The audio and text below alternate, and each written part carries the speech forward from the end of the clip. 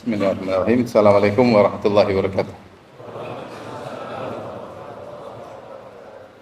Alhamdulillahi ala ihsani wa syukru lahu ala taufiqi wa amtinani. Asyhadu an la ilaha illallah wahdahu la syarika lahu ta'ziman li sya'ni wa asyhadu anna Muhammadan abduhu wa rasuluhu da'ila ridwani. Allahumma salli alaihi wa ala alihi wa ashabihi wa ikhwani. Hadirin dan hadirat yang dirahmati Allah Subhanahu wa taala, pada kesempatan ini kita akan membahas salah satu dari perkara yang merupakan bagian dari al-iman bil yaumil akhir, beriman tentang hari akhirat, yaitu tentang telaga Nabi sallallahu alaihi wasallam, yaitu haudun Nabi sallallahu alaihi wasallam. Dan pembahasan tentang haudun Nabi sallallahu alaihi wasallam termasuk perkara yang ditegaskan oleh para ulama dalam buku-buku akidah mereka. Seperti dalam kitab Ushulus Sunnah karya Imam Ahmad menegaskan tentang haudun Nabi sallallahu alaihi wasallam. Kenapa? Karena ada beberapa kelompok yang mengingkari telaga Nabi sallallahu alaihi wasallam seperti Khawarij dan juga ba'dul Mu'tazilah, sebagian Mu'tazilah yang menolak adanya telaga Nabi sallallahu alaihi wasallam. Kemudian bahasan ini juga penting karena menjelaskan tentang bagaimana kasih sayang Nabi sallallahu alaihi wasallam kepada umatnya, di mana Nabi sallallahu alaihi wasallam menanti umatnya di telaga ketika umatnya dalam kondisi kehausan di bawah terik matahari yang jaraknya 1 mil, maka beliau menunggu dan menyiapkan telaga. Maka beliau berkata, ana faratukum alal haus, aku mendahului kalian di telaga, menanti kalian, menyiapkan untuk menyambut kalian. Dan ini menunjukkan kasih sayang Nabi sallallahu alaihi wasallam. Kemudian juga pembahasan tentang telaga Nabi juga berkaitan dengan aplikasi amalan kita dalam kehidupan nyata, karena akan kita sebutkan di antara sebab yang menjadikan seorang bisa minum dari telaga Nabi sallallahu alaihi wasallam adalah bersabar dengan misalnya ada kezaliman dari penguasa, maka hendaknya bersabar. Dan sebaliknya juga mengingatkan bahwasanya orang-orang bisa terhalangi dari telaga Nabi sallallahu alaihi wasallam jika misalnya melakukan penyimpangan-penyimpangan dalam masalah akidah, dan di antaranya misalnya mendukung penguasa yang berbuat kezaliman. Ada penguasa berbuat kezaliman, kemudian dia dukung, dia membenarkan, dia mendukung, maka dia juga akan terhalangi dari telaga Nabi sallallahu alaihi wasallam. Oleh karenanya pembahasan ini sangat penting. Demikian juga pembahasan telaga Nabi sallallahu alaihi wasallam juga terkait dengan membantah syubhat orang-orang Ar-Rafidhah, orang-orang Syiah yang berdalil dengan hadis-hadis telaga untuk mengkafirkan para sahabat radhiyallahu taala anhum ajma'in. Maka pembahasan ini bukan pembahasan sepele, dia pembahasan yang sangat urgent, hendaknya diketahui oleh kaum muslimin. Baik, hadirin dan hadirat yang hadir subhanahu wa taala, kita mulai pembahasannya tentang telaga Nabi sallallahu alaihi wasallam, dan apa yang saya sebutkan di mukadimah akan kita singgung di tengah-tengah pembahasan. Sebagaimana kita ketahui, manusia nanti akan dibangkitkan pada hari kiamat kelak. Kata Nabi sallallahu alaihi wasallam, yuhsyarun nasu yaumal qiyamati hufatan uratan ghurlan buhman. Manusia dibangkitkan pada hari kiamat kelak dalam kondisi hufatan, tidak memakai alas kaki, uratan, tidak berpakaian, ghurlan, belum disunat, buhman, dan tidak membawa apa-apa. Kemudian tuduna syams, matahari diturunkan dalam jarak 1 mil. Setelah itu, setelah dibangkitkan, mulailah manusia diberi pakaian. Awwalu man yuksa minal khalaiq Ibrahim, dan yang pertama kali dikasih pakaian adalah Ibrahim alaihissalam. Kemudian yang lain juga dikasih pakaian. Matahari diturunkan dalam jarak 1 mil sehingga keringat bercucuran luar biasa ketika itu, ya. Dan para ulama menyebutkan bahwasanya kondisi menjadi sangat panas, sebabnya di antaranya matahari diturunkan dalam jarak 1 mil, dan sebab kedua karena berdesak-desakan manusia. Manusia padat berdesak-desakan sehingga menjadikan semakin panas.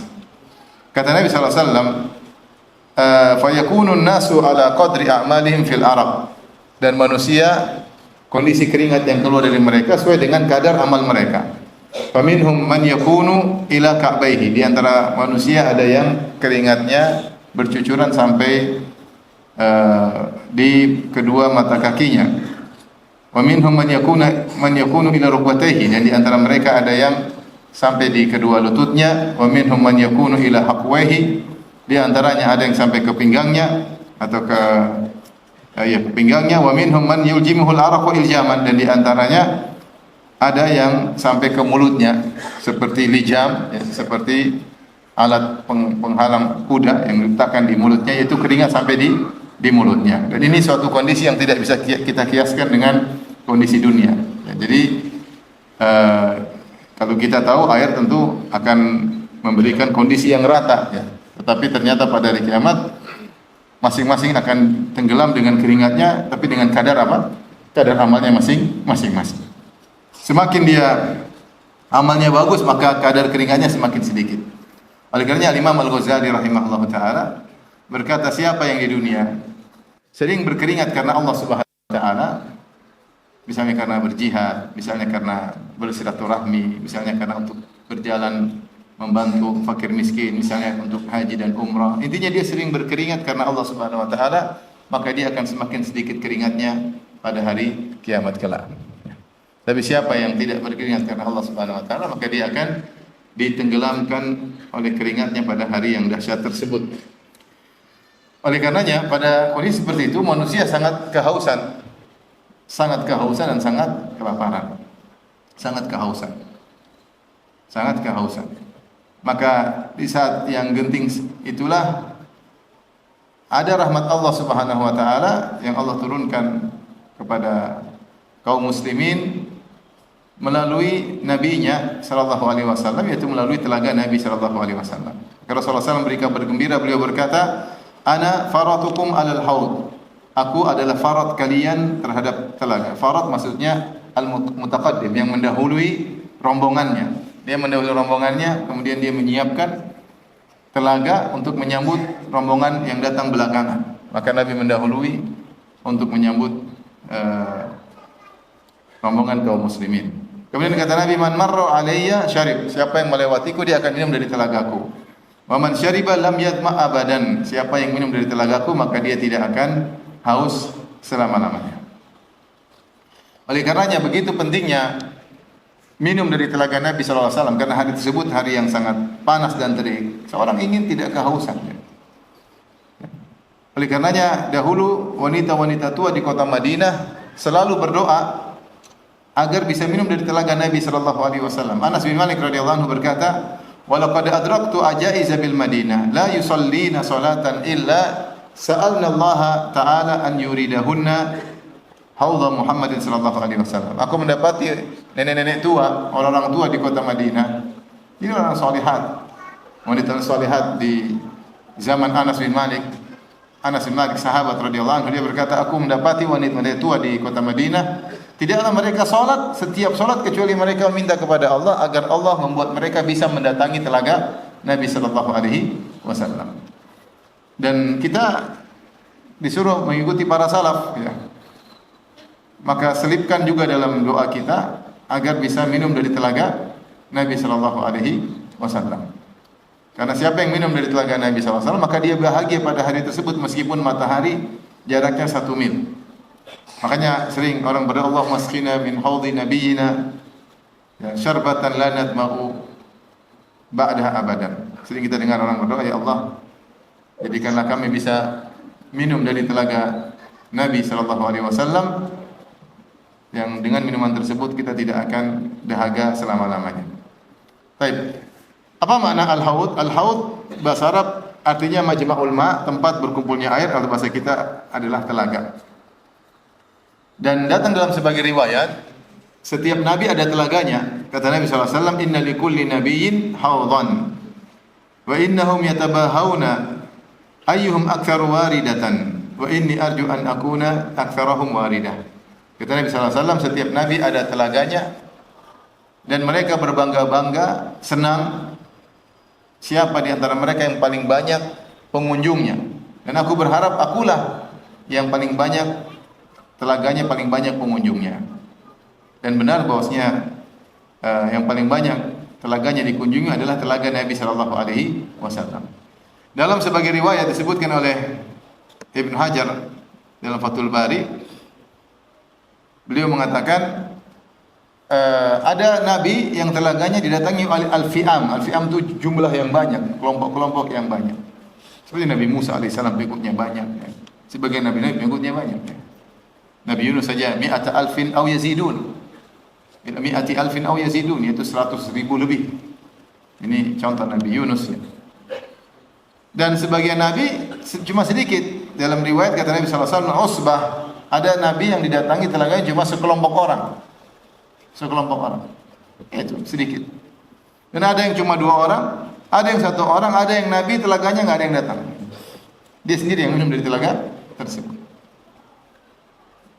Dan ini sepadan dengan hadis tentang yang Rasulullah mengatakan, aku melihat nabi yang pengikutnya roh tu hanya beberapa orang. Wan nabiyya ma'ahu rajulu wa rajulani, ada nabi yang pengikutnya cuma 3 orang, ada yang 2 orang. Wan nabiyya wa laisa ma'ahu ahad. Dan ada nabi yang tidak ada pengikutnya sama sekali. Dia punya telaga namun enggak ada yang mengunjungi, dia sendirian minum dari telaga tersebut ya. Dan yang paling banyak datang adalah dari pengikut Nabi Muhammad sallallahu alaihi wasallam. Dan spesialnya telaga Nabi sallallahu alaihi wasallam itu telaganya paling besar dan paling banyak pengunjungnya. Dan juga telaga Nabi spesial airnya dari Sungai Al-Kautsar.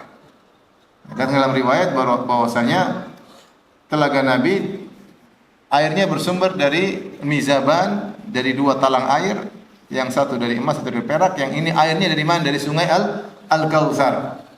Oleh karenanya telaga Nabi juga ada yang menambahkan dengan telaga Al-Kautsar, ditinjau dari sumber airnya. Dan kita tahu bahwasanya Al-Kautsar khusus buat Nabi sallallahu alaihi wasallam. Inna a'tainakal kautsar. Kami berikan kepada engkau sungai Al-Kautsar. Dan Al-Kautsar maknanya adalah khairun katsir, itu kebaikan yang sangat banyak.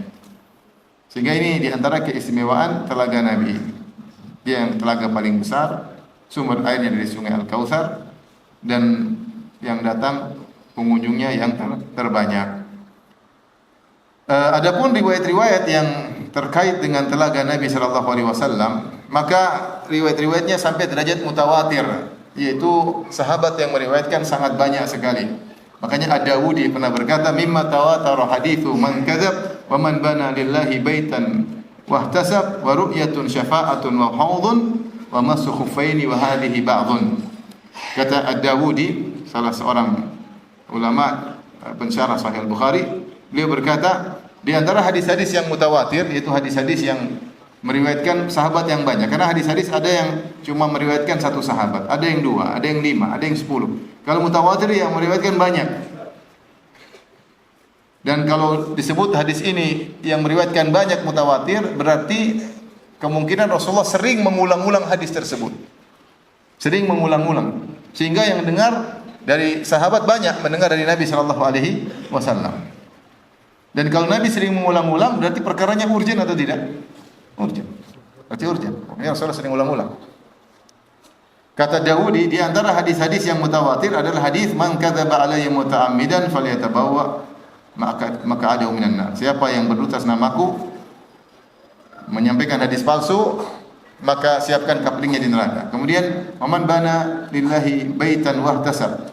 Hadis siapa yang bangun masjid karena Allah, maka dia akan dapat istana di surga. Kemudian hadis ru'yah tentang melihat wajah Allah pada hari kiamat, diriwayatkan sekitar 26 sahabat. Tentang syafaat juga puluhan sahabat. Di antaranya wal haudhu, tentang telaga Nabi sallallahu alaihi wasallam. Kemudian masu khuffaini, mengusap khuffain ketika berwudu.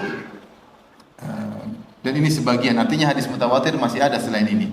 Dan ternyata para sahabat yang meriwayatkan tentang telaga Nabi sallallahu alaihi wasallam dalam dalam Fathul Bari, Ibnu Hajar menyebutkan lebih dari 50 sahabat. Lebih dari 50 sahabat. Berarti banyak sekali. Sampai-sampai Ibnu Hajar juga berkata, dan saya mendengar ada sebagian ulama yang telah mengumpulkan para sahabat yang meriwayatkan tentang hadis-hadis telaga Nabi sallallahu alaihi wasallam sampai 80 orang. Sampai 80 orang. Tapi yang Ibnu Hajar dapati lebih dari 50. Ini menunjukkan hadis sangat banyak dan Rasulullah SAW sering menyampaikan tentang hadis telaga. Dahulu ada seorang yang mengingkari telaga, namanya Ubaidillah bin Ziyad. Dia mendatangi Abu Barzah al-Aslami radhiyallahu taala anhu. Ya, karena dia tidak mendapati telaga dalam Quran. Ya, maksudnya telaga ini beritanya santer. Ibu di kota Madinah yang tua-tua pada minta bisa minum dari telaga. Jadi cerita tentang telaga Nabi ini santer, tetapi kok tidak ada di Al-Quran. Makanya dia agak ragu. Kok tidak ada? Tidak semua perkara harus disebutkan di Al-Quran. Karena Al-Quran menyebutkan secara global, perinciannya datang dalam hadis-hadis Nabi Sallallahu Alaihi Wasallam. Apalagi yang meriwayatkan 50 sahabat lebih. Dan Rasulullah berkata, Inni utitul Quran wa mithlahu ma'ahu. Aku diberikan Al-Quran dan yang semisalnya bersama Al-Quran. Maksudnya sunnah-sunnah Nabi Sallallahu Alaihi Wasallam.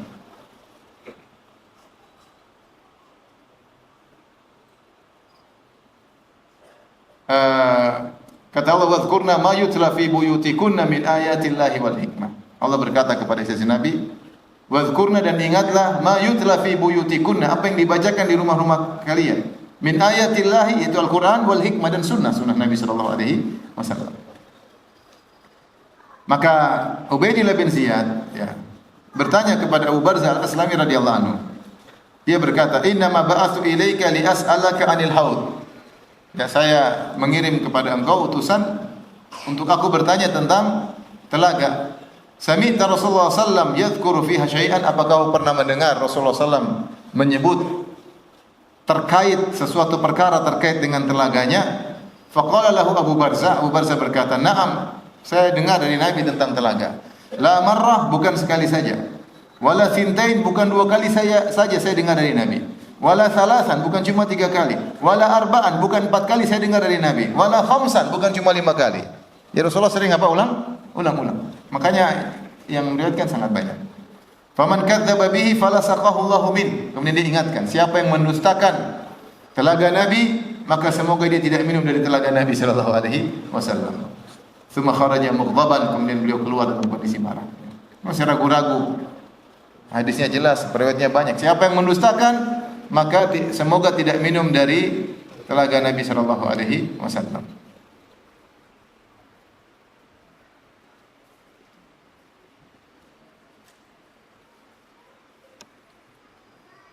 Baik.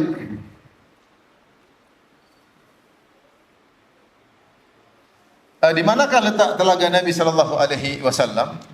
Ada khilaf di kalangan para ulama tentang lokasi telaga Nabi sallallahu alaihi wasallam. Secara umum ada 3 pendapat. Pendapat pertama, pendapat mayoritas jumhur, bahwasanya telaga Nabi berada di padang mahsyar. Itu sebelum melewati Sirat. Sebagaimana tadi kita jelaskan, itulah lokasi di mana umat Muhammad SAW lagi butuh-butuhnya kepada air minum untuk menghilangkan dahaga mereka. Pendapat kedua, dan ini pendapat diisyaratkan Imam Al-Bukhari rahimahullah dalam kitab sahihnya.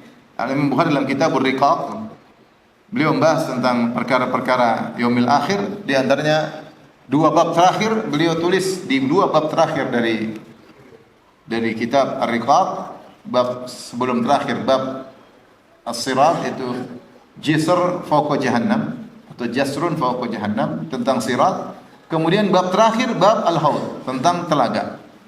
Jadi beliau menyebutkan pembahasan telaga setelah bab Sirat, setelah Sirat, yaitu jembatan di atas neraka Jahannam. Sehingga dipahami dari bagaimana tabwib yang beliau buat menunjukkan bahwasanya Imam Bukhari berpendapat bahwasanya telaga itu letaknya setelah melewati Sirat. Setelah melewati Sirat. Ini pendapat kedua, dan juga sebagian ulama berpendapat demikian. Di antaranya Imam Al-Bukhari. Kemudian pendapat ketiga, dia mengatakan haud ada 2, satu di padang mahsyar, yang satu setelah Sirat. Wallahu alam bisawab, masing-masing punya pendapat. Namun yang lebih kuat bahwasanya telaga tersebut letaknya adalah di padang mahsyar, itu sebelum melewati Sirat. Kenapa demikian? Karena datang dalam banyak hadis bahwasanya ada orang yang datang kemudian dihalangi dari Nabi sallallahu alaihi wasallam, kemudian digiring ke neraka Jahannam. Karena kalau sudah lewat Sirat harusnya selamat, ya enggak? Kalau sudah lewat sirat pasti semuanya masuk surga. Dan kalau semuanya masuk surga pasti semuanya minum dari apa? Telaga. Maka apalagi Rasulullah mengatakan siapa yang minum darinya lam yatma' ba'dahu abadan, dia tidak akan haus selama-lamanya. Berarti sudah. Sementara datang dalam hadis-hadis banyak yang diusir. Ada orang diusir dari telaga. Tidak bisa menuju Nabi. Kita yang menuju Nabi tahu ukhtuliju, ditarik dari Nabi, dicabut, dibawa kegiring ke neraka. Berarti ini seharusnya terjadi sebelum melewati sirat. Karena kalau lewat sirat semuanya sudah masuk surga. Maka pendapat yang lebih kuat Allah alam bisawab bahwasanya haud telaga Nabi letaknya di padang mahsyar. Seperti dalam hadis kata Rasulullah sallallahu alaihi wasallam, "Taridu alayya ummatil hawda." Umatku mendatangiku di telaga. Wa ana adudun nasa anhu kama yadudur rajulu ibilar rajuli an ibilihi. Maka aku menghalangi orang-orang yang mau datang ke telagaku, yaitu dari umat-umat Nabi yang lain, aku halangi. Sebagaimana seseorang punya tempat minum buat ontanya, dia nunggu ontanya, tahu-tahu onta orang lain ingin minum, maka dia halangi, enggak, bukan di sini tempatmu. Dia usir onta orang. Ini air adalah untuk ontaku. Kata Nabi seperti itu, layak seperti itu. Jadi kalau ada orang-orang dari umat yang lain ingin datang ke telaga, maka Rasul apa? Usir. Qalu ya Nabi Allah, ata'rifuna? Para sahabat bertanya, wahai Rasulullah, apakah Anda akan mengenal kami pada hari kiamat? Qala na'am. Lakum sima laisat li ahadin ghairikum. Aku mengenal kalian, kalian punya ciri-ciri yang tidak dimiliki oleh umat yang lain.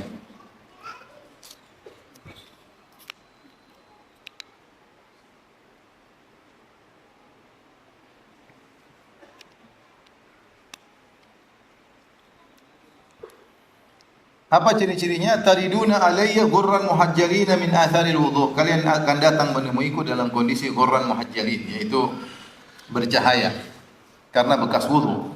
Yaitu ghurran muhajjalin maksudnya bercahaya di wajah, di tangan-tangan, di kaki-kaki. Itu di bagian-bagian tubuh yang merupakan anggota wudu akan nampak cahaya. Kemudian kata Nabi, "Fala wala yusaddanna anni ta'ifatun minkum fala yasilun." Maka akan terhalangi sekelompok dari kalian, maka mereka tidak bisa sampai kepadaku. Fa aqulu ya rabbi haula'i min ashabi. Aku berkata, ya Rabbku, sungguhnya mereka dari golongan sahabatku. Fa yujibuni malak, maka ada malaikat yang memberi jawaban kepadaku. Fa yaqul, malaikat berkata, wa hal tadri ma ahdatsu ba'dak? Apakah kau tahu apa yang telah mereka lakukan setelah kau meninggal dunia? Itu mereka telah melakukan ghayyaru wa baddalu. Mereka telah melakukan perubahan dan mengganti-ganti sehingga mereka tidak bisa menuju ke telaga. Ya, kalau seandainya telaga sudah lewat sirat, maka semuanya harusnya bisa ke telaga. Ini di antara dalil yang sangat kuat bahwasanya telaga berada sebelum sirat. Kemudian tadi kata Rasulullah SAW, ana faratukum alal haud, aku mendahului kalian di telaga. Man marra alayya syarib, siapa yang melewatiku mendatangiku di telaga dia akan minum. Wa man syariba lam yadma abada, siapa yang minum dia tidak akan haus selamanya. Sementara disebutkan ada orang yang dihalangi kemudian digiring ke neraka. Kata Nabi, suhkan suhkan, jauhlah mereka dari rahmat Allah, jauhlah mereka dari rahmat Allah. Ya, kalau apa namanya menunjukkan bahwasanya ada orang yang akan masuk neraka kalau sudah lewat sirat, maka tidak mungkin ada yang masuk apa? Neraka. Maka ini semua menunjukkan, menguatkan pendapat yang pertama, Allah Ta'ala alam bisawab. Sekarang kita bahas tentang sifat telaga Nabi Sallallahu Alaihi Wasallam. Bagaimana sifat telaga Nabi Sallallahu Alaihi Wasallam? Nabi ketika menjelaskan tentang luasnya telaganya, maka Nabi menempuh dua pendekatan. Pertama, pendekatan secara masafah, secara jarak,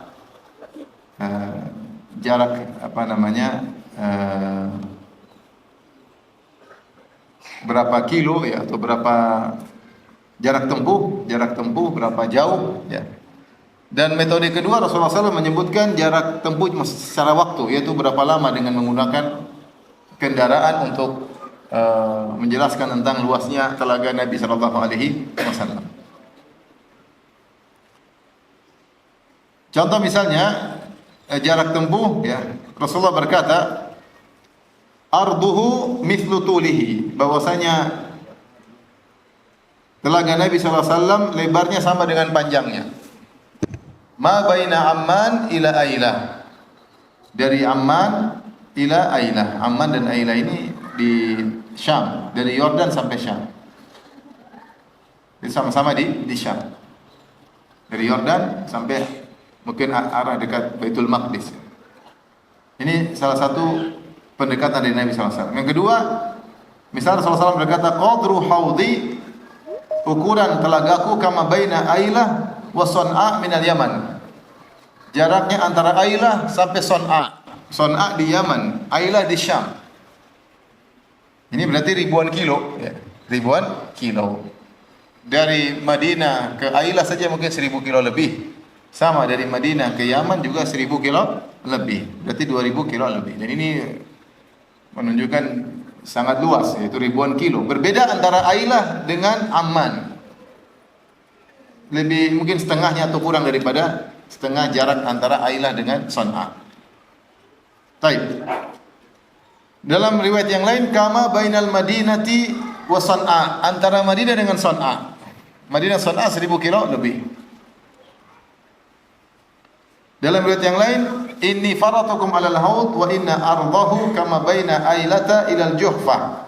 Sungguhnya aku mendahului kalian di telaga, dan sungguhnya lebar telaga itu sebagaimana antara Ailah di Syam sampai ke Juhfah. Juhfah itu di dekat kota Madinah.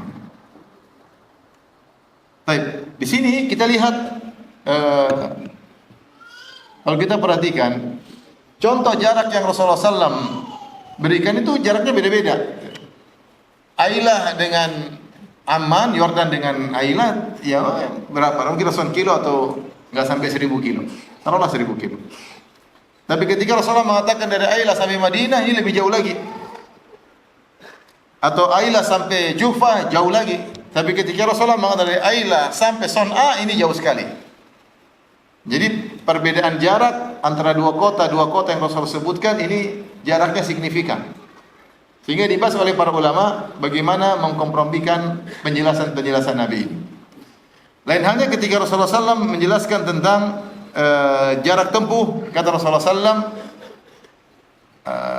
haudhi masiratu syahrin. Telagaku itu jarak tempuhnya sebulan perjalanan, perjalanan. Wa zawayahu sawa, dan sisi-sisinya sama panjang, sama panjang. Dan kalau sebulan perjalanan itu dari Madinah ke Syam.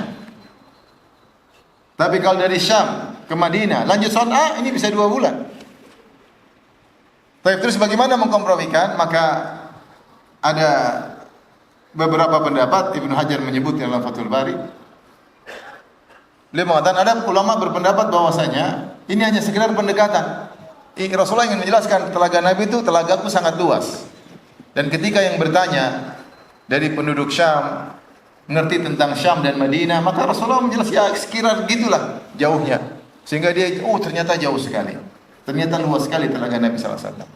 Atau misalnya yang datang bertanya orang Yaman atau pernah pergi ke Yaman, maka Rasulullah jelaskan telaga itu dari Syam sampai Yaman. Jadi tergantung orang yang bertanya, dan semuanya adalah sisi pendekatan. Ini pendapat. Pendapat kedua, dia mengatakan bahwasanya telaga Nabi itu sisinya beda-beda. Jadi kalau dari Amman ke Ailah maksudnya sisi ini. Dari satu sisi ada yang segitu.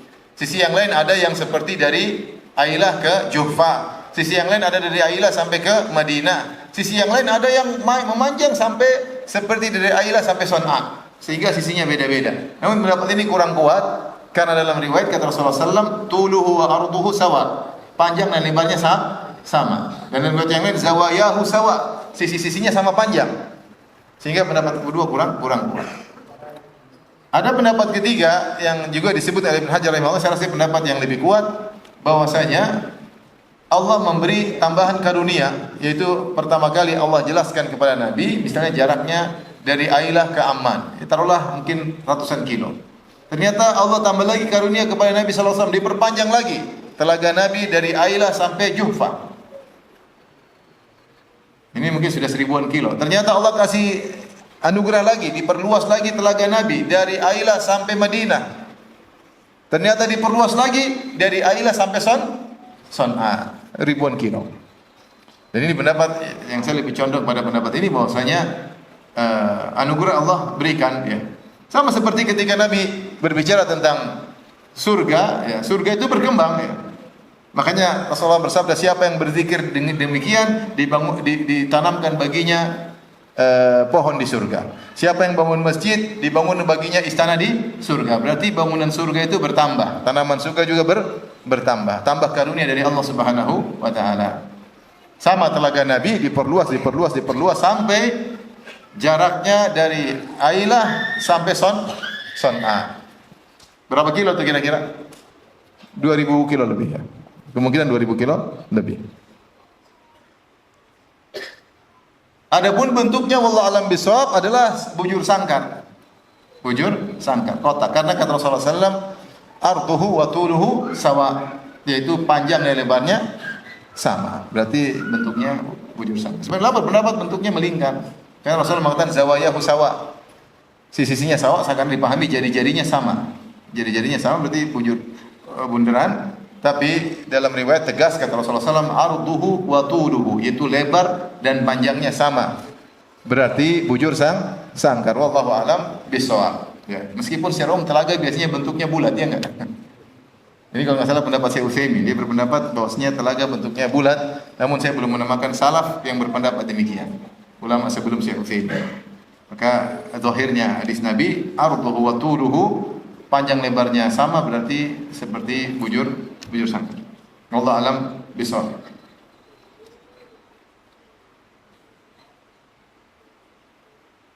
Di antara dalil yang menguatkan pendapat tadi bahwasanya anugerah Allah bertambah sehingga telaga Nabi semakin luas. Dalam sebagian riwayat kata Rasulullah SAW ketika ditanya tentang telaganya, beliau berkata, kama baina Adan ila Umman. Ya.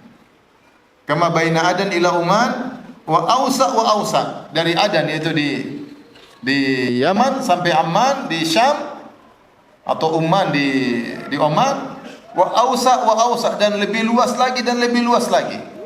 Yaitu Allah perluas lagi. Sehingga telaga Nabi sangatlah luas.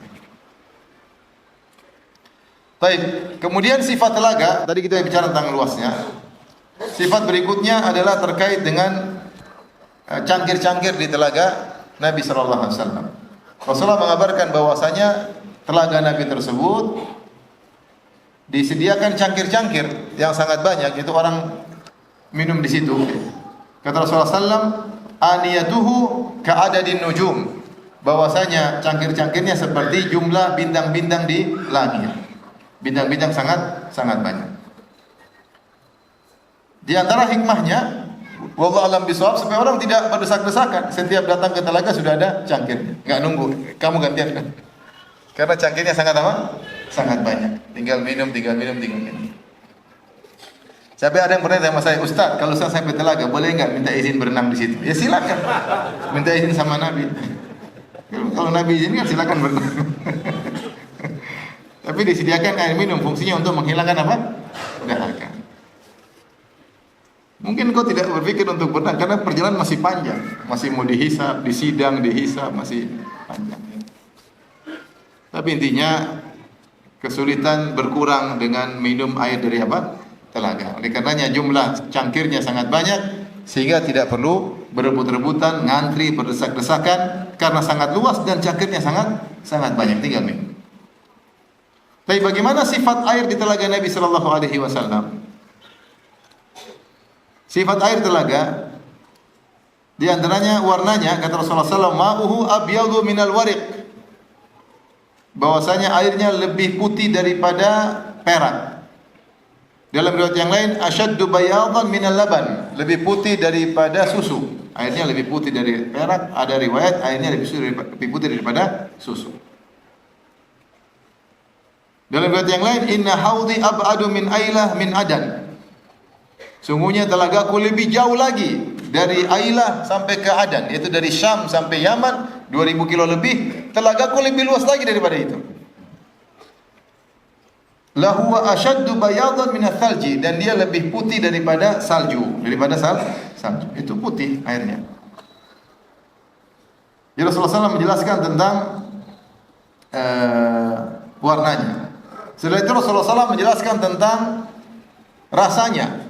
Kata Rasulullah SAW, wa ahla minal asal bil laban, dan dia lebih manis daripada susu yang dicampur dengan madu.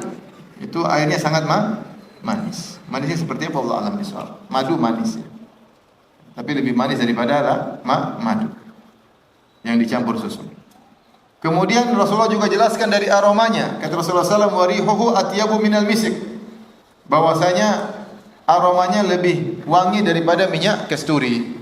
Al-misik itu apa? Al-misik itu minyak kasturi yang diambil dari rusa. Rusa, ya, ada namanya rusa misik.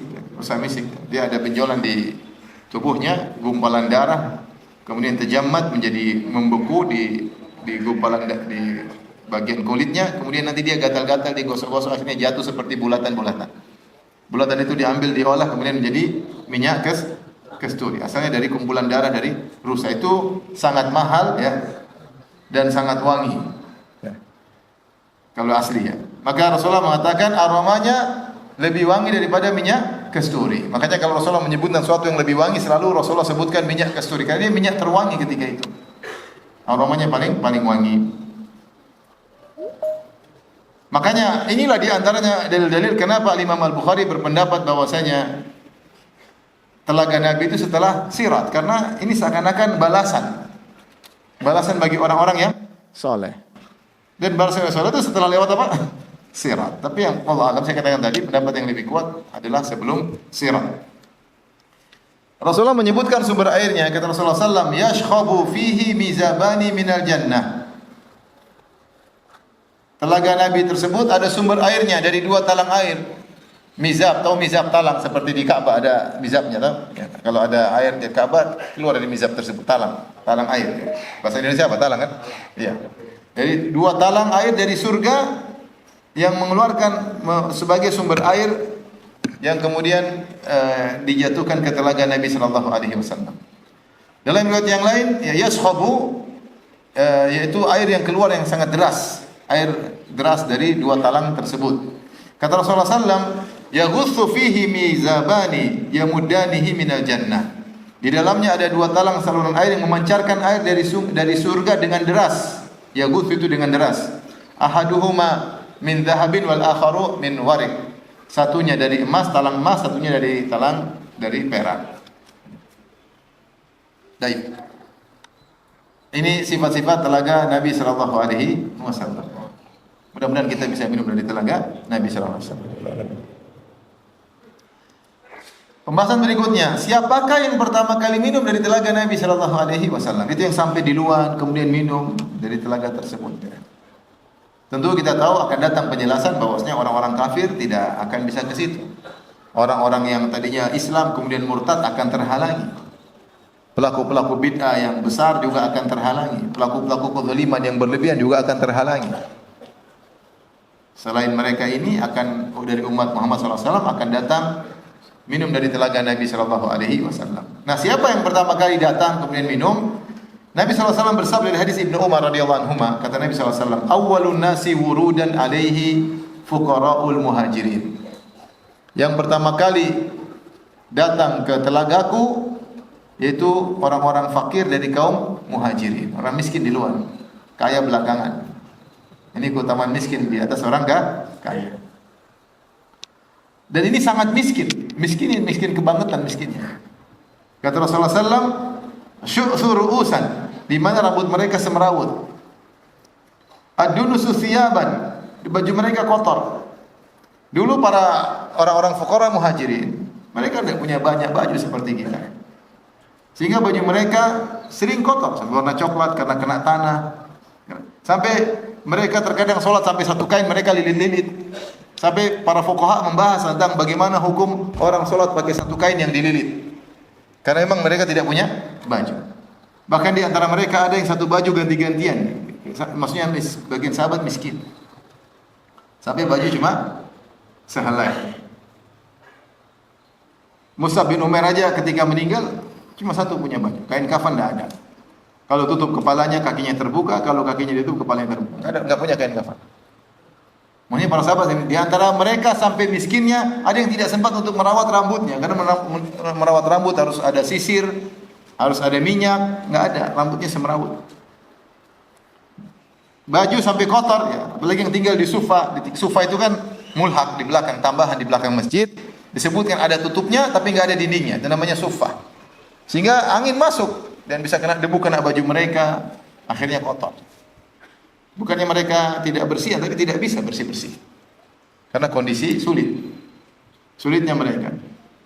Jadi Rasulullah sebutkan yang pertama kali minum dari telaga ini fuqara muhajirin yang berhijrah datang ke kota Madinah untuk mencari keimanan, untuk belajar dengan Nabi, tapi miskin. Saking miskinnya rambut mereka tidak sempat rawat, saking miskinnya baju mereka sering kotor. Kemudian kata Nabi, alladzina la yankihuna almutana'imat, yang mereka tidak bisa menikahi wanita-wanita yang hidup dalam kemewahan. Yaitu maksudnya mereka, istri mereka itu bukan wanita-wanita yang cantik-cantik, yang bening-bening, enggak. Jadi kalau wanita-wanita yang pingitan, yang orang kaya kan bening-bening ya. Suka ke salon, ini enggak. Siapa yang mau terima mereka kalau ngelamar? Jadi mereka di dunia tidak berkesempatan untuk bisa menikahi wanita-wanita yang kinclong-kinclong, enggak bisa. Yang glowing-glowing enggak bisa. Ada yang bilang gue banget itu Ustaz. Jadi mereka ini, ya siapa yang mau sama mereka? Miskin. Baju aja cuma mungkin 1 helai 2 helai, sering kotor, rambut semrawut. Kemudian kata Nabi SAW, "Wala tuftahu lahum abwabus sudat."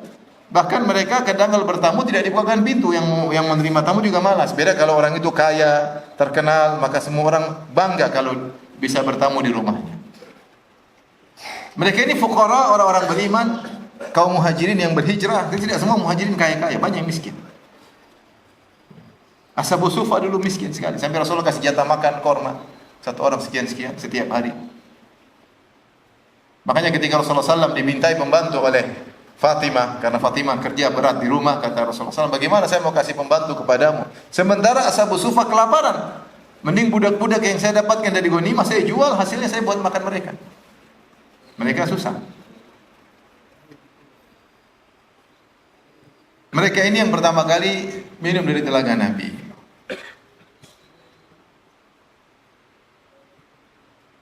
Saking miskinnya. Dan demikian orang-orang miskin, mereka ada keberuntungan di akhirat kelak. Di antaranya yang pertama minum dari telaga orang-orang miskin. Yang pertama masuk surga juga siapa? Orang-orang miskin. Kata Rasulullah SAW, fuqara'ul muhajirin yadkhulul jannah qabla agniyaihim bi 500 sanah. Orang-orang fakir dari kaum muhajirin masuk surga mendahului orang-orang kaya dari muhajirin dengan jarak 500 tahun. Jadi orang-orang miskin di luar masuk surga. Ada sama-sama beriman nih, miskin sama kaya. Mana dulu masuk surga? Miskin dulu. Kenapa? Karena kaya. Ada 2 sebab. Sebab pertama, karena orang kaya hisabnya lebih panjang.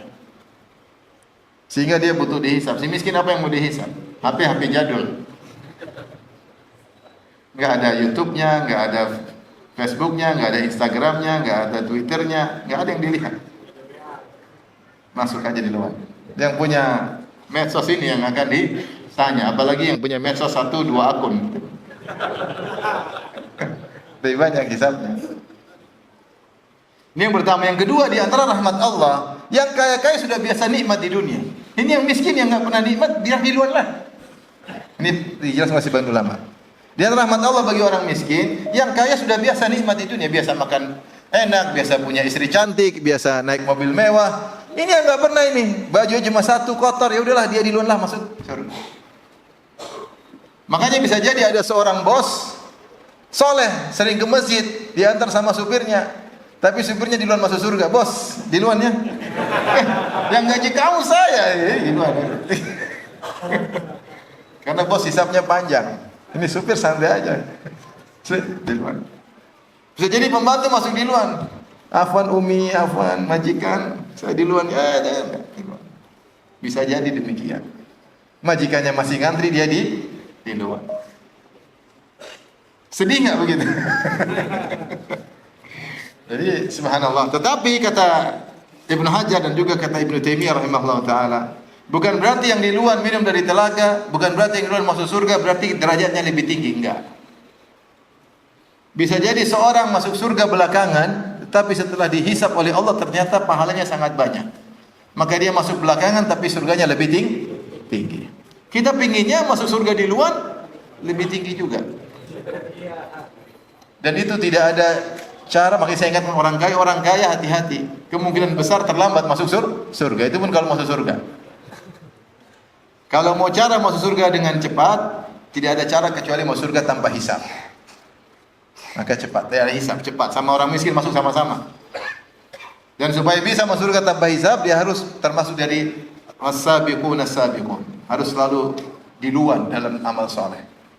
Mumpung Allah kasih dia kenikmatan, maka dia diluan. Kalau ke masjid diluan, kalau puasa sunnah paling diluan, kalau sedekah paling diluan, kalau bantu fakir miskin diluan, ya pokoknya diluan dalam apa amal soleh. Mumpung Allah kasih dia kesempatan. Sampai kalau dia termasuk dalam golongan as-sabiqun as-sabiqun, ulaikal muqarrabun, maka dia akan masuk surga tanpa hisab. Tapi kalau tidak, hanya biasa-biasa saja, udah ngantri. Baik.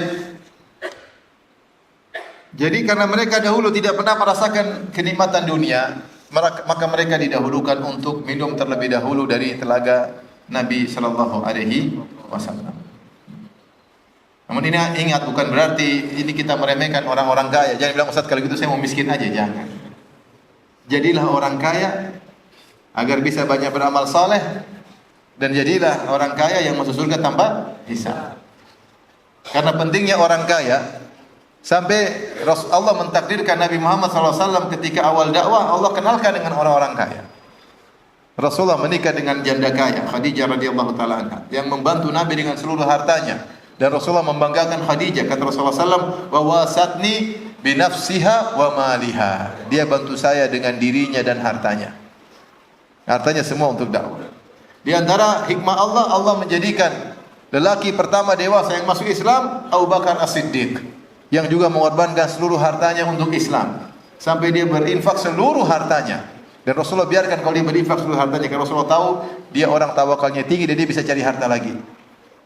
Sebagian sahabat berinfak seluruhnya, kata Rasulullah jangan, tahan. Sa'ad bin Waqqas ingin berinfak seluruhnya, kata Rasulullah jangan. Ka'ab bin Malik ketika bertobat ingin berinfak seluruh hartanya, kata Rasulullah jangan. Kalau salah Abu Lubabah juga ingin berinfak seluruh hartanya, kata Rasulullah larang. Ketika Abu Bakar, biarin. Abu Bakar orangnya bertawakal dan dia bisa cari harta meskipun hartanya sudah ludes di jalan Allah Subhanahu wa taala. Kemudian juga Allah mentakdirkan setelah itu yang masuk Islam adalah Utsman bin Affan.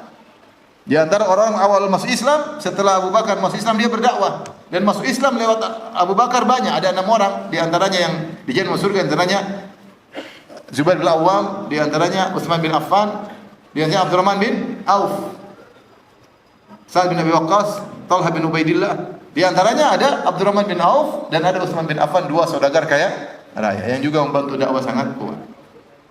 Oleh karena Rasulullah SAW bersabda, la hasada illa fitnatain, tidak ada hasad kecuali kepada 2 orang. Itu hendaknya kau seperti mereka. Yang pertama, rajulun atahu Allahul ilm, orang yang Allah berikan ilmu kemudian dia berdakwah, dia mengajari manusia dengan ilmunya. Yang kedua, rajulun atahu Allahul mal, orang yang Allah kasih harta, wa huwa yusallitu ala halakati fil haq, dan dia memaksa untuk menghabiskan hartanya di jalan kebenaran. Dan sabda Nabi, wa huwa yusallituhu, yaitu dia menguasai, artinya ada paksa dirinya. Yusallit itu dia menguasai, sehingga dia berusaha mengerahkan hartanya di jalan kebenaran. Orang seperti ini kita hendaknya cemburu sama orang seperti ini. Kenapa 2 orang ini, yang satu ahli ilmu, yang satu ahli harta? Kalau karena Allah, maka inilah penopang dakwah dalam Islam. Oleh karena dalam Al-Quran banyak sekali anfiqu, sedekahlah, infaklah. Kasih makan banyak sekali. Kalau nggak punya duit, gimana? Minta makan, bukan kasih makan. Suruh bayar zakat. Kalau nggak punya duit, terima zakat. Kalau mau bayar zakat, butuh duit nggak? Butuh duit. Infak butuh duit nggak? Fisabilillah butuh. Makanya bukan berarti kita suruh orang miskin, enggak. Tapi kalau kaya jangan lupa diri. Jadikan kesempatan harta tersebut untuk meraih derajat yang tinggi. Sebagaimana nasihat orang-orang saleh kepada Qarun. Kata mereka, wa ahsin kama ahsanallahu ilaik. Berbuat baiklah kepada orang lain sebagaimana Allah telah berbuat baik kepadamu. Baik. Pembahasan berikutnya, siapakah orang-orang yang terhalangi dari telaga Nabi sallallahu alaihi wasallam? Para ulama menyebutkan ada 4 golongan. Tentunya orang-orang kafir, ya. Bahkan mereka tidak akan melewati telaga. Ya. Yang kedua, orang-orang murtadin yang pernah Islam menuju telaga tapi dihalangi. Yang ketiga adalah orang-orang pelaku bid'ah. Yang keempat, pelaku maksiat, dosa-dosa yang menzalimi banyak orang. Ini secara umum 4 golongan tersebut. Kita akan bacakan insyaallah. Sebelumnya kita akan sebutkan hadis-hadis tentang orang-orang terhalangi dari telaga Nabi sallallahu alaihi wasallam. Saya bacakan, ya, di antaranya hadis dari Abu Hurairah. Rasulullah SAW bersabda, "Taridu alayya ummati wa ana adzulun nas anhu." Hadis yang sudah tadi kita bacakan, hadis Abu Hurairah. Akan datang umatku kepadaku di telaga dan aku menghalangi orang-orang lain dari telagaku, umat-umat lain dari nabi lain. Kama yazudur rajulu ibila rajuli an ibilihi, sebagaimana seorang menghalangi onta orang yang mau minum dari tempat minum ontanya. Qalu ya Nabi Allah, ata'rifuna ya Rasulullah, apakah kau mengenal kami? Qala na'am, aku mengenal kalian. Lakum sima laisat li ahadin ghairikum. Kalian punya ciri khas yang tidak dimiliki oleh umat selain kalian. Tariduna alayya qurran muhajjalina min atharil wudu. Kalian mendatangi aku dalam kondisi bercahaya wajah, kaki dan tangan-tangan. Wala yusaddanna anni ta'ifatun minkum fala yasilun. Maka akan terhalangi dariku sekelompok orang dari kalian sehingga dia tidak bisa sampai kepadaku. Fa aqulu ya rabbi haula'i min ashabi. Aku berkata, ya Rabbku, mereka adalah sahabat. Rasulullah kenal mereka. Berarti Rasulullah kenal mereka. Fayujibuni malakun, maka malaikat menjawabku, fayaqul wa hal tadri ma ahdatsu ba'dak. Tahukah engkau apa yang mereka kerjakan, ada-adakan setelah sepeninggalmu? Itu mereka terhalangi karena berbuat perkara-perkara baru. Mereka ada-adakan setelah meninggalnya engkau sehingga mereka terhalangi. Ini hadis Abu Hurairah. Hadis berikutnya dari Ibnu Mas'ud. Rasulullah SAW bersabda, "Ana faratukum 'alal haud." Aku mendahului kalian di telaga. Wa la yurfa'anna ma'i rijalun minkum thumma la yuhtala junna. Ya. Kata Nabi sallallahu alaihi wasallam, kemudian diperlihatkan kepadaku sekelompok orang rijal, sekelompok orang dari kalian. Kemudian la yuhtala junna duni, kemudian ditarik, dicabut dariku. Sudah mendekat kemudian ditarik. Fa aqulu ya rabbi ashabi. Aku berkata, ya Rabbku, ini sahabat-sahabatku, itu kenal mereka. Fa yuqal, maka dikatakan kepadaku, innaka la tadri ma ahdatsu ba'da. Kau tidak tahu apa yang mereka ada-adakan setelah engkau. Itu mereka bikin bid'ah. Tadi hadis Abu Hurairah, kemudian hadis Ibnu Mas'ud, sekarang hadis Anas bin Malik. Karena kita tahu hadis tentang telaga riwayatkan 50 sahabat lebih. Anas bin Malik berkata, Rasulullah SAW bersabda, la yaridanna alayya al-haud rijalun mimman sahabani. Akan datang kepadaku sekelompok orang, menuju kepadaku di telaga sekelompok orang mimman sahabani, dari orang-orang yang pernah bersahabat denganku. Hatta idza ra'aitum wa rufiqu ilayya ukhtuliju duni. Ketika aku sudah melihat mereka dan mereka telah diperlihatkan kepadaku, tiba-tiba mereka dicabut. Ukhtuliju maksudnya juzibuan nih, mereka dicabut. Fala aqulanna, dan sungguh aku berkata ketika itu, ya Rabbi, ay Rabbi, usayhabi. Itu sahabat-sahabatku yang sedikit. Usayhabi, sahabat-sahabatku yang sedikit. Fala yuqalanna, maka dikatakan kepadaku, li innaka la tadri ma ahdatsu ba'dak. Sungguhnya kau tidak tahu apa yang mereka ada-adakan setelah engkau. Dalam riwayat yang lain kata Rasulullah sallallahu alaihi wasallam, yaridu alayya yaumal qiyamati rahtun min ashabi. Akan datang kepadaku sekelompok orang. Rahat itu dari 3 sampai 9. Jumlahnya 3 sampai 9. Dari sahabatku. Fayuhallauna anil haud, maka mereka dihalangi dari telaga. Fa aqulu ya rabbi ashabi. Aku berkata, itu sahabatku, maka malaikat berkata, innaka la ilma laka. Kau tidak punya ilmu tentang mereka, bima ahdatsu ba'da. Kau tidak tahu apa yang mereka ada-adakan setelah kau meninggal. Innahum irtaddu ala adbarihimul qahqara. mereka telah murtad setelah sepeninggalmu, mereka mundur ke belakang.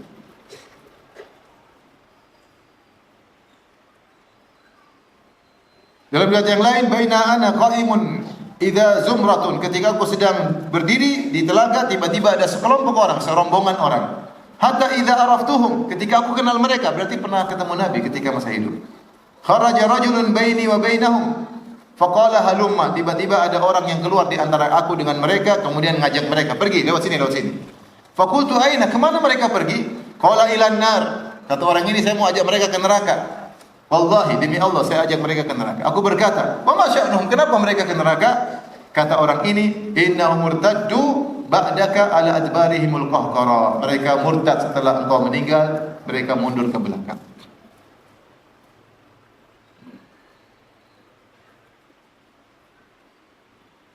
Baik. Di sini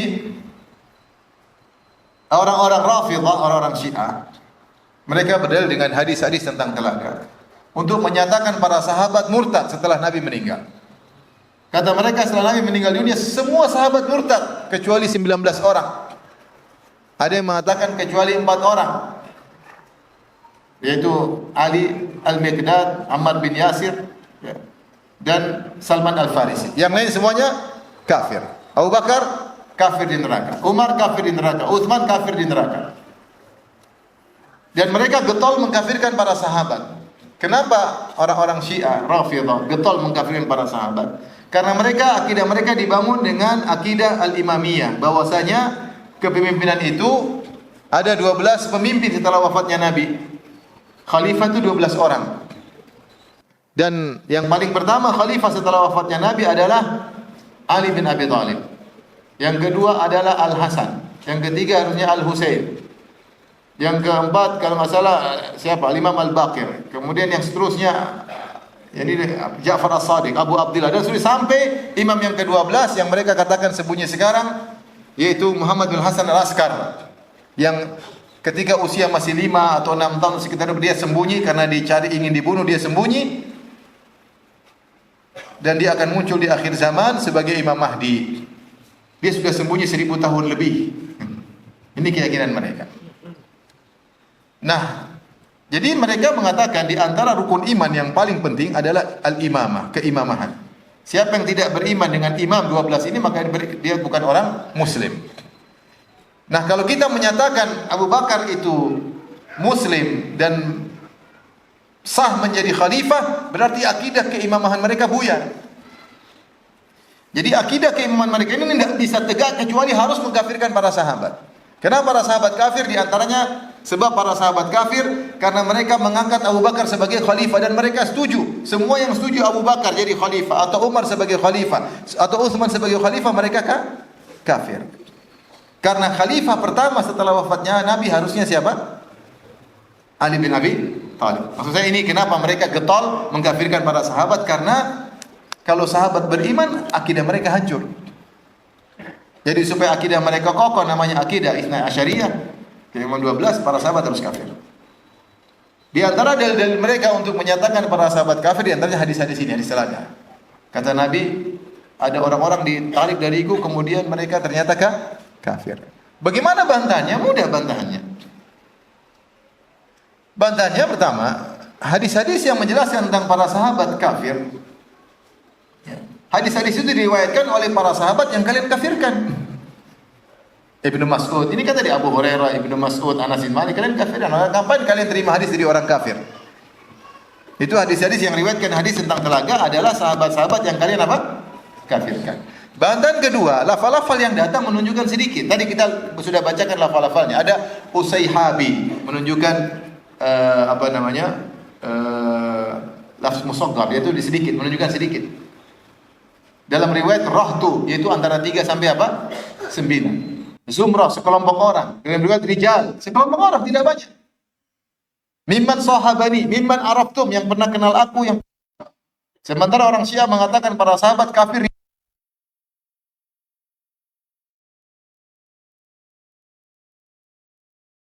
Islam, yang lain semua murtad.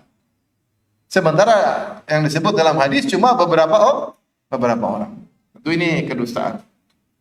Yang berikutnya, Benar ada orang murtad setelah Nabi meninggal, itu orang Arab Badui yang baru masuk Islam dan diperangi oleh Abu Bakar As-Siddiq. Makanya Abu Bakar As-Siddiq ketika menjadi khalifah 2 tahun 3 bulan sibuk memerangi orang-orang murtad. Orang-orang murtad tersebut ada 2 kelompok. Yang pertama orang-orang murtad yang mengingkari kewajiban zakat, maka diperangi oleh Abu Bakar As-Siddiq. Yang kedua orang-orang murtad yang ikut nabi-nabi baru, diperangi oleh Abu Bakar As-Siddiq. Bagaimana Abu Bakar As-Siddiq yang memerangi orang-orang murtad malah dikatakan murtad? Ini hanya omong kosong. Omong kosong. Hubungan Abu Ali dengan mereka baik. Ali membaiat Abu Bakar, Ali membaiat Umar, Ali membaiat siapa?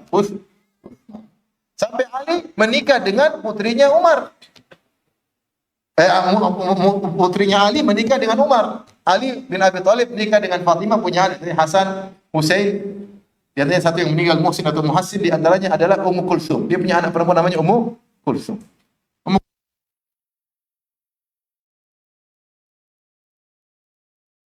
Ngapain Ali jadikan mantu? Paham? Sehingga para orang-orang Syiah bingung ketika dalam buku saya 33 Akidah Banjaran Syiah. Orang-orang Syiah menerima bahwasanya benar Umar bin Khattab radhiyallahu anhu pernah menikah dengan putrinya Ali. Kok bisa terjadi? Maka mereka takwil. Kata mereka, pertama, yang dinikahi oleh Umar itu bukan putrinya Ali, tapi ada jin yang menjelma menjadi Ummu Kulsum. Ini disebutkan dalam buku mereka. Saya nukil. Tapi masalahnya pernikahan antara Umar dengan Ummu Kulsum punya anak namanya Zaid bin Umar. Kalau jin punya anak enggak?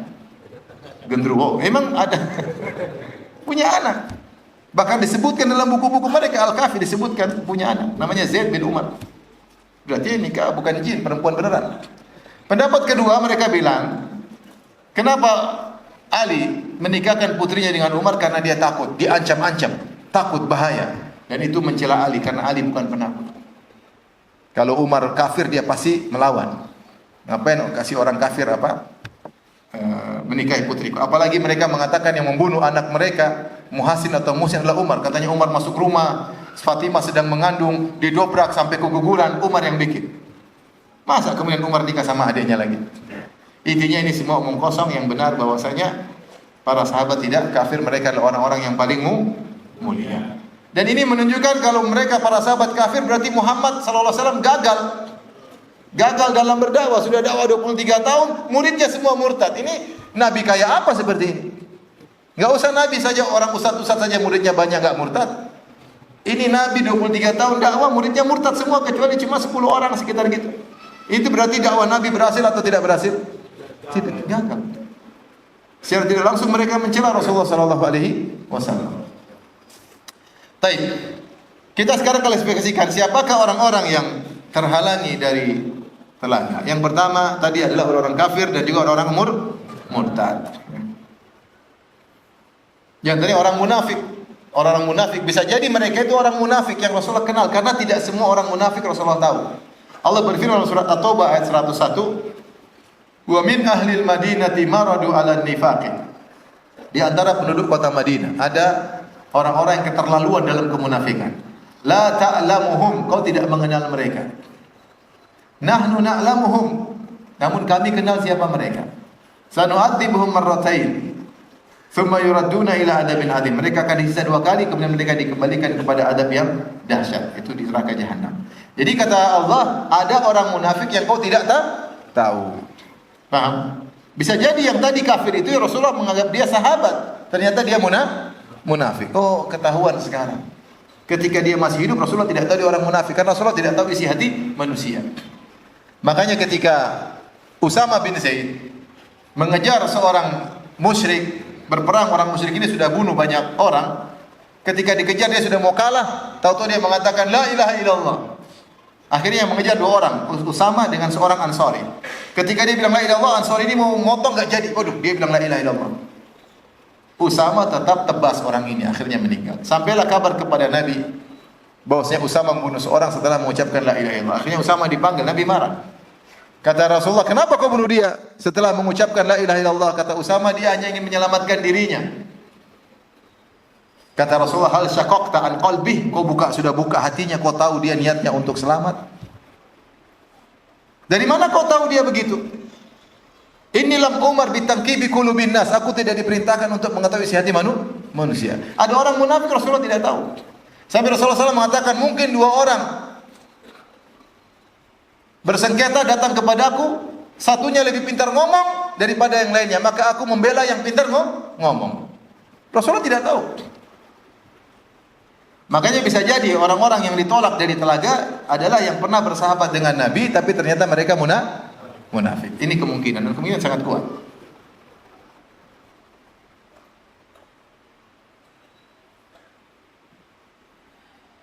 Yang kedua, makanya Rasulullah dikatakan dalam hadis tadi, innahum ma tadri ma ahdatsu ba'dak. Innahum qad irtaddu. Kau tidak tahu apa yang mereka kerjakan, ada-adakan setelah engkau meninggal, mereka telah mundur ke belakang. Yang kedua, di antara orang-orang yang terhalangi dari telaga adalah ahlul bid'ah, para pelaku bid'ah. Terutama bid'ah-bid'ah yang terkait dengan akidah, bid'ah-bid'ah besar. Bid'ah terbagi, ada bid'ah yang besar, bid'ah kecil, sama dengan maksiat, ada maksiat besar, maksiat kecil.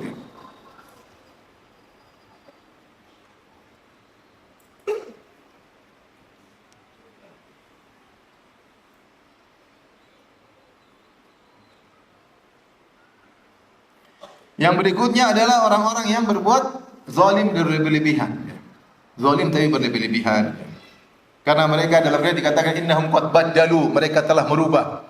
Merubah ini menunjukkan besar-besaran. Bisa jadi merubah sunnah-sunnah Nabi atau merubah aturan sehingga menzalimi banyak orang. Di antaranya dengan mengganti hukum-hukum Allah sebagaimana ditafsirkan oleh sebagian ulama, ya. Dan Nabi tidak tahu apa yang mereka lakukan setelah itu. Baik.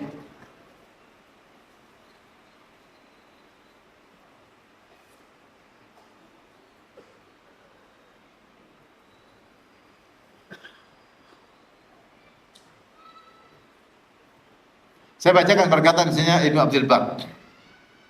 Dia berkata, wa kullu man ahdatsa fid din, setiap orang yang bikin bid'ah dalam agama, ma la yardahu Allah, yang Allah tidak ridha dengan bid'ah tersebut. Wa lam ya'dzan bihi Allah, dan Allah tidak izinkan. Fa huwa minal matrudin anil haud, al mubadina anhu, maka dia akan termasuk orang yang tertolak, terusir dari telaga, dijauhkan dari telaga. Wallahu a'lam. Wa asyadduhum tardan man khalafa jama'atal muslimin wa faraqa sabilahum mithl khawarij. Dan orang yang paling diusir sejauh-jauhnya adalah golongan yang menyelisih jamaah kaum muslimin dan meninggalkan jalan kaum muslimin seperti orang khawarij ala ikhtilafi firqiha, dengan berbagai macam firqah-firqah mereka. Khawarij berfirqah-firqah. War rawafid, di antara yang ditolak adalah orang Rafidhah ala tabayyuni dhalaliha, yang mereka juga terpecah-pecah dengan berbagai macam kesesatan mereka. Wal mu'tazilati ala asnafi ahwaiha, dan juga yang ditolak adalah Mu'tazilah, ahlul bidah, dengan berbagai macam hawa nafsu mereka. Fa ulai kulluhum yubaddilun, mereka termasuk kelompok-kelompok bid'ah yang telah merubah. Ini ahlul bid'ah. Kemudian kata Ibnu Abdul Bar, termasuk pelaku kezaliman. Wa kadzalika adz-dzalamatul musrifun, demikian juga para pelaku zalim yang melampaui batas, fil jawri wadz-dzulm, dalam kezaliman, menghilangkan keadilan, wa tamtisil haq, dan menghilangkan kebenaran, wa qatli ahlihi, dan membunuh orang-orang yang di atas kebenaran, wa idzalihi, menghinakan orang-orang yang baik, wal mu'linuna bil kabair, demikian juga orang terang-terangan dalam melakukan dosa besar, tidak punya malu, dosa besar terang-terangan. Al mustakhifuna bil ma'asi, yang meremehkan kemaksiatan. Dia zina, dia pamer, dia minum khamar, dia pamer terang-terangan. Ini juga dia juga akan tertolak dari telaga. Wa jami' ahli zaigi wal ahwa'i wal bid'ah kullu haula'i yukhafu 'alaihim an yakunu bihadzal khabar. Dan seluruh orang-orang yang menyimpang, pengikut hawa nafsu dan pelaku bid'ah, mereka semua dikhawatirkan yang dimaksud dalam hadis ini tertolak dari telaga. Tapi yang jelas pelaku bid'ah besar, pelaku dosa-dosa besar terang-terangan, pelaku kezaliman besar-besaran, mereka ini akan tertolak. Adapun pelaku dosa-dosa kecil, kemungkinan dimaafkan. Tidak, kemungkinan tidak tertolak. Demikian juga beliau berkata, wa kadzalika zalamatul musrifun fil jawr wa dzulm wa tamtisil haqq wa qatli ahli wa idzalihim kulluhum mubaddil. Demikian orang-orang zalim yang berlebih-lebihan dalam kezaliman mereka dan menghilangkan kebenaran dan membunuh para ahli hak dan menghinakan mereka, semuanya dianggap sebagai perubah. Yadharu ala yadayhi min taghyiri sunanil Islam, nampak dari tangannya dia merubah hukum-hukum Islam. Seperti ada orang misalnya tahu-tahu bikin aturan tidak boleh pakai jilbab, hukum Islam bilang Wanita semua buka jilbab. Ini ngeri sebenarnya. Nggak boleh pakai jilbab, selesai. Satu hukum berubah secara total, berubah satu masyarakat misalnya. Ini merubah, benar-benar disebut apa? Merubah. Tapi kalau kezaliman 1, 2 tidak merubah. Yang dimaksud benar-benar merubah tatanan. Yang tadinya wanita berjilbab tiba-tiba berubah semua tidak berjilbab. Misalnya amrun azimun, ya. Perkara yang besar, fannasu ala dinil muluk, dan manusia itu mengikuti agama para penguasa. Wa rahimallahu ibnul Mubarak fa innahu al-qail, dan semoga Allah merahmati Ibnu Mubarak, dia yang telah berkata, wa hal baddala ad-dina illa al-muluku, dan tidaklah, bukankah yang merubah agama tidak lain adalah para raja, para penguasa. Demikian juga wa ahbaru su'in wa ruhbanuha, dan yang bisa merubah agama adalah para ahli ibadah dan para ulama yang buruk. Dan ini mereka para perubah tatanan Islam. Bisa dengan hukum, bisa dengan fatwa. Fatwa rubah, sudah berubah hukum Islam. Ngeri. Ya. Tidak ada yang bisa fatwa. Riba halal, rubah semua. Orang semua bikin riba. Siapa yang kasih fatwa? Ulama su.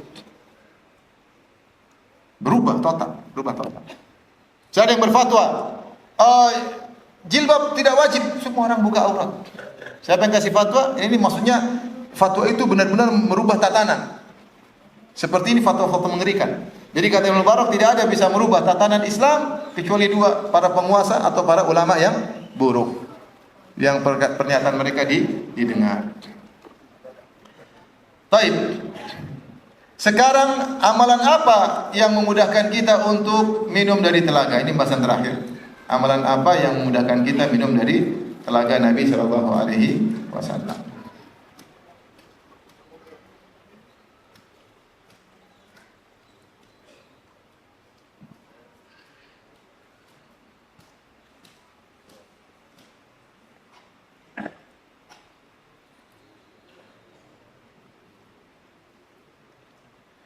Yang pertama, di antaranya hendaknya sering berwudu, karena Rasulullah melihat atau mengenal umatnya dari bekas wudu. Kalau nggak pernah wudu, nggak ada bekasnya. Salah lewat, nggak ada bekasnya, minggir. Kata sahabat, hal ta'rifuna, kau kenal kami? Iya. Dari min athari al-ghurran muhajjalina min athari al-wudu, dari bekas apa? Wudu. Terlihat bersinar dari bekas wudu. Hari wudu wajah bersinar, tangan bersinar, kaki bersinar. Yang kedua, di antara amalan yang menyebabkan seorang mudah minum dari telaga Nabi, yaitu bersabar dari sikap pemerintah yang zalim, yang mengambil harta untuk kepentingan pribadi. Saya bacakan hadisnya. Kata Rasulullah SAW, innakum satarawna ba'di atharatan syadidatan. Setelahku kalian akan melihat athara syadidah. Athara syadidah itu ditafsirkan dengan dua penafsiran. Pertama, yaitu penguasa yang mereka memanfaatkan fasilitas umum untuk pribadi. Ada fasilitas umum untuk pribadi atau untuk keluarganya, nepotisme untuk dirinya sendiri, yang harusnya ini untuk seluruh masyarakat, dia menyenangkan diri sendiri. Namanya athara, yaitu ngumpulin duit untuk diri sendiri. Yang kedua disebut athara, yaitu jika dia mengangkat pejabat yang tidak ahli, sementara ada yang ahli tidak dipakai, itu namanya athara.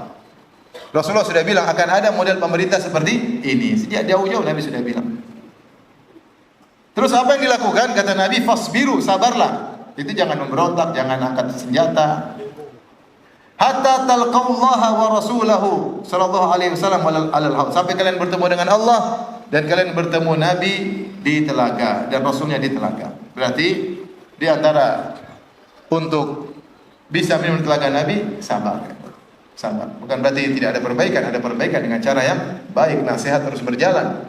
Tapi jangan sampai angkat pedang, memberontak, menumpahkan darah. Ini semua cara-cara yang tidak dibenarkan. Taib, sabar. Yang amalan berikutnya, hati-hati juga. Meskipun ya, tidak memberontak, tapi jangan mendukung. Kalau ada penguasa zalim, tidak boleh mendukung. Kapan kita mendukung penguasa yang zalim? Tidak akan minum dari telaga. Karena kita berarti mendukung dia melakukan perubahan yang drastis di tatanan masyarakat, dari baik menuju buruk. Saya bacakan. Kata Nabi SAW dalam hadis Ka'ab bin Ujrah, kata Rasulullah SAW, a'adakallahu min imarati sufaha. Semoga Allah melindungi engkau dari pemerintahan orang-orang yang bodoh. Qala wa ma imaratus sufaha? Apa itu pemerintahan orang-orang yang bodoh? Pemerintahan orang yang bodoh. Qala umara'u yakununa ba'di. Ini bodoh bukan bodoh dari secara akal tapi melanggar sunnah Nabi. Siapa pemerintah yang bodoh? Yaitu para penguasa yang ada setelahku. La yaqtaduna bihadi. Tidak mengikuti petunjukku. Wala yastannuna bisunnati, dan tidak mengikuti sunnahku. Faman saddaqahum bikadzibihim, siapa yang membenarkan mereka atas dusta mereka, wa a'anahum ala zulmihim, dan membantu mereka para penguasa di atas kezalimannya, faulaika laisu minni, maka mereka yang membenarkan kedustaan mereka, membantu kezaliman para penguasa, mereka bukan dari golonganku. Walastu minhum, dan aku bukan dari mereka. Wala yaridu alayya haudhi, dan mereka tidak akan mendatangiku di telagaku. Wa man lam yusaddiqhum bikadzib, siapa yang tidak mengaminkan dusta mereka, walam yu'inhum ala zulmihim, dan tidak membantu kezaliman mereka, faulaika minni, maka mereka bagian dariku, wa ana minhum, aku dari mereka, wa sayaridu alayya haudhi, dan mereka akan menemuiku di telaga. Oleh karenanya penting ya kita sabar kalau ada penguasa yang zalim, namun jangan mengaminkan. Kalau kita tahu salah, jangan diaminkan. Karena kalau kita tidak sabar, kita tidak akan minum dari telaga. Dan kalau kita mengaminkan seluruh kezaliman penguasa, kalau baik kita dukung, kalau nggak baik jangan dukung. Karena kita tidak akan minum dari telaga Nabi Shallallahu Alaihi Wasallam. Dan Rasulullah telah bersabda, la ta'ata fi ma'siyatillah, innama ta'atu fil ma'ruf. Tidak ada ketaatan dalam maksiat, ketaatan hanya perkara yang baik. Yang baik. Maka kalau ada atasan ngajak korupsi, jangan ikut-ikutan.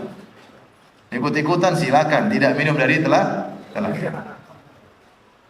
Ini perintah dari atasan, iya, dari atasan. Silakan ikut mendukung kezaliman, mendukung korupsi, habis itu tidak minum dari telaga, terusir.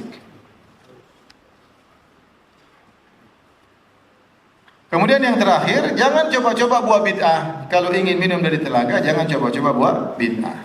Seluruh bid'ah kalau tidak ada contohnya dari Nabi, kita tinggalkan. Alhamdulillah agama sudah sempurna. Al-yauma akmaltu lakum dinakum. Hari ini telah aku sempurnakan agama kalian. Akidah sudah sempurna. Semua yang wajib kita akidahi, kita yakini telah dijelaskan. Dan semua amal ibadah yang bisa kita lakukan sudah dijelaskan. Kita saja kalau mau amalkan yang sunnah-sunnah, nggak akan bisa selesai. Terlalu banyak sunnah-sunnah Nabi. Ngapain kita bikin sunnah-sunnah baru yang tidak dicontohkan oleh Rasulullah Sallallahu Alaihi Wasallam? Terlalu spekulasi tinggi. Yang jelas-jelas saja masih banyak tidak bisa kita kerjakan.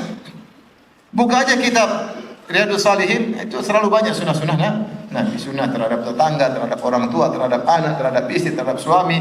Sunnah ketika makan, ketika tidur, sedekah, infak, banyak sekali. Puasa sunnah, sholat sunnah, banyak sekali. Akhlak yang mulia ini dan itu banyak sekali. Ini sudah jelas-jelas. Ngapain kita bikin yang baru-baru lagi? Bikin zikir joget-joget ngapain? Apa Abu Bakar dulu joget-joget mulu? Joget mulu. Abu Bakar, Umar kerjanya joget mulu. Kalau Abu Bakar dan Umar sering joget seperti yang diyakini oleh sebagian orang, pasti sudah diriwayatkan banyak. Abu Bakar dan Umar suka joget. Tapi nggak ada. Paling ada satu riwayat mereka salah paham. Tapi kalau seperti yang dipahami harus sering joget-joget, nyanyi-nyanyi tiap sepekan sekali nyanyi-nyanyi, kumpul-kumpul joget-joget, dari mana sebenarnya? Nggak usah yang aneh-aneh, yang jelas-jelas saja masih banyak belum bisa kita kerjakan. Oleh karena seluruh perkara yang tidak dicontohkan oleh Nabi dan para sahabatnya sudah nggak usah ikuti. Kalau perkara dunia, silakan berinovasi seluas-luasnya, sepuas-puasnya. Antum a'lamu bi umuri dunyakum, kalian lebih tahu tentang urusan dunia kalian. Yang penting tidak melanggar apa? Syariat. Adapun ibadah, akidah sudah ada, nggak usah macam-macam ya. Agar kita bisa minum dari telaga Nabi sallallahu alaihi wasallam. Taib yang terakhir di antara faedah yang kita bisa ambil dari kisah hadis-hadis telaga Nabi ini, ternyata Nabi SAW tidak tahu apa yang dilakukan oleh umatnya. Nabi tidak tahu apa yang dilakukan oleh umatnya.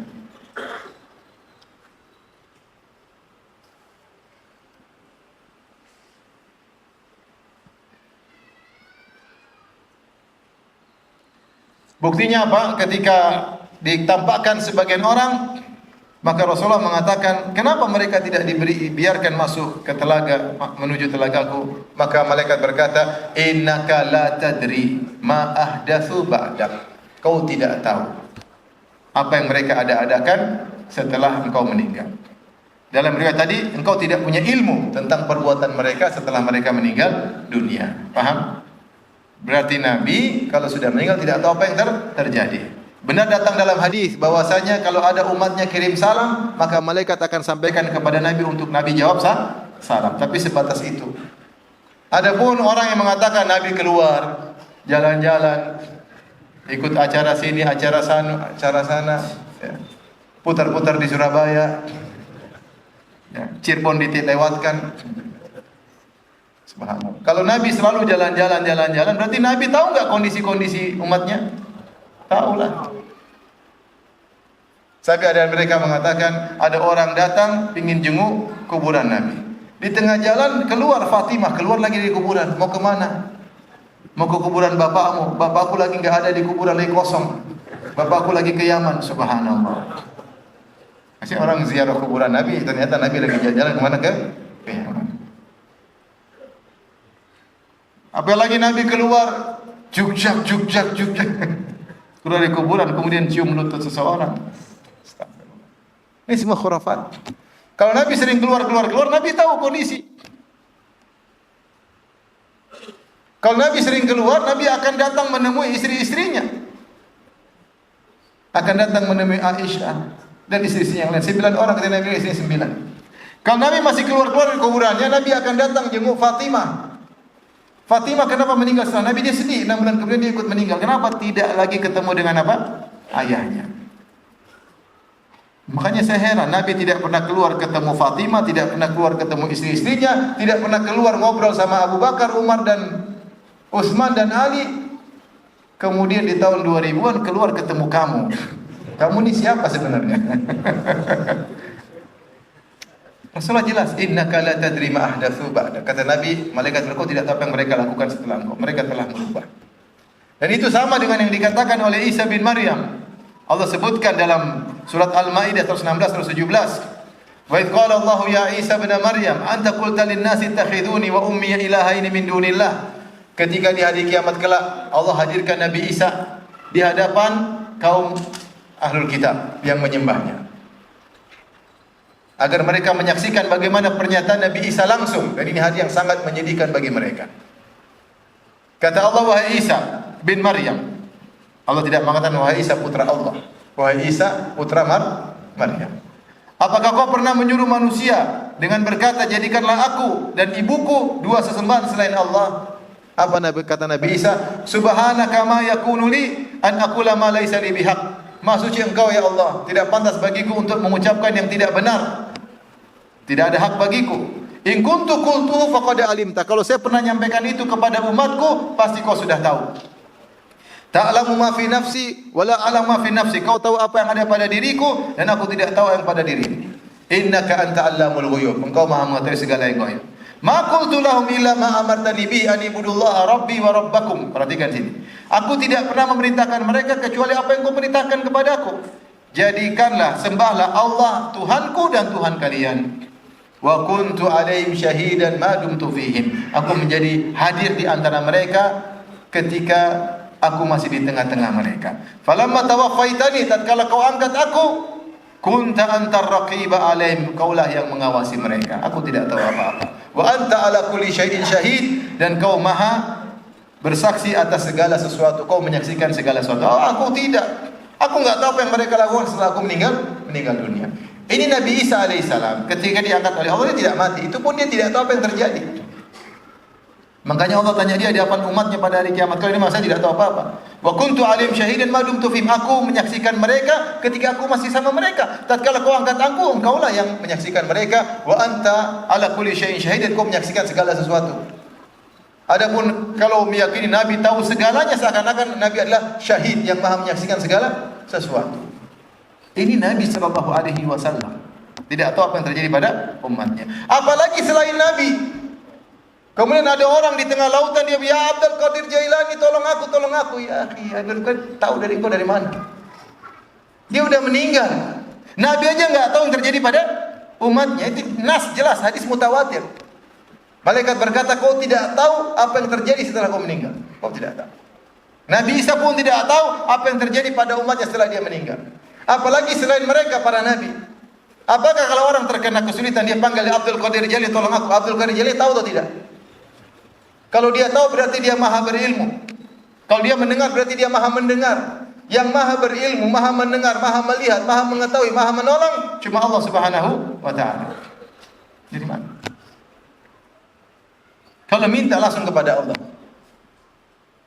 Iftastaghithuna rabbakum, ketika kalian beristighatsah kepada Allah Subhanahu, bukan kepada wali-wali yang sudah meninggal. Datang ada orang tanya sama saya, "Ustaz, benar enggak Ustaz?" Katanya kalau kita minta sama Allah langsung, Allah tidak kenal kita. Terus ya harus lewat wali-wali. Jadi nanti kita sampaikan ke wali, wali sampaikan kepada Allah. Subhanallah, bagaimana Allah tidak kenal engkau? Wa ma tasqutu bi waraqatin illa ya'lamuha. Jangankan kau, daun yang jatuh pun Allah tahu. Apalagi kau. Daun yang tidak dibebani dengan ibadah pun Allah tahu kondisinya. Bagaimana dengan kita? Allah ngurusi kita tuh secara person, secara detail. Afaman huwa qaimun ala kulli nafsin bima kasabat. Ataukah Allah yang ngurusi setiap jiwa, satu person Allah urusi. Bagaimana Allah tidak tahu kita? Wa tawakkal 'alal 'azizir rahim alladzi yaraka hina taqum, yang melihat engkau ketika kau sedang salat. Wa taqallubaka fis sajid, ketika kau sedang bergerak dalam salat, Allah melihat kita. Wallahu bima ta'maluna basir, Allah Maha melihat apa yang kalian lakukan. Allah tidak kenal kita. Gimana Allah tidak kenal kita? Allah Maha mendengar, apa kita ngomong Allah tidak dengar. Kita bisik-bisik ketika sujud Allah tidak dengar, harus lewat perantara. Ya, mereka gambarkan seakan-akan kata mereka, lihat raja mana kenal kita, harus lewat menteri. Itu kalau raja, bahlul. Kalau Allah mau disama raja tidak tahu apa-apa. Dikibulin dia nggak ngerti juga. Dan Allah butuh, dan raja butuh kepada menteri, Allah tidak. Tapi ini bantahan pertama. Bantahan kedua, misalnya dia bilang saya harus minta kepada kepada siapa misalnya Abdul Qadir Jailani. Saya bilang bantahan kedua. Tapi emang Abdul Qadir Jailani kenal kamu? Emang Abdul Qadir Jailani, kamu orang Cirebon, emang Abdul Qadir Jailani kenal kamu? Harus cari orang yang kenal Abdul Qadir Jailani lagi. Ya, harus lihat, berarti ring 2. Sebagaimana Allah tidak kenal kau, Abdul Qadir Jailani lebih lagi tidak kenal kau. Ring 2-nya siapa dong? Cari lagi. Emang ring 2 kenal kau? Jarak kamu dengan Abdul Qadir Jailani ratusan tahun. Emang dia kenal kau? Sebanyak yang minta Abdul Qadir, emang kau siapa? Bukan juga orang Arab. Nanti ring 3, ring 4 gimana? Kalau pakai logika juga nggak sampai. Emang dia kenal kita? Terus subhanallah, kenapa mereka harus menjadikan perantara Abdul Qadir Jailani, Habib Fulan, Sunan Fulan? Kenapa bukan Abu Bakar, Umar, Utsman dan Ali? Kenapa? Bukan sahabat-sahabat yang masuk surga? Kenapa? Apakah wali-wali itu lebih afdal daripada Abu Bakar, Umar dan Utsman dan sahabat-sahabat lainnya? Kenapa? Ini ada pemputusan, ada agenda di balik ini. Intinya kalau minta langsung kepada siapa? Allah Subhanahu wa taala. Demikian saja kajian kita. Semoga tidak ada tanya jawab.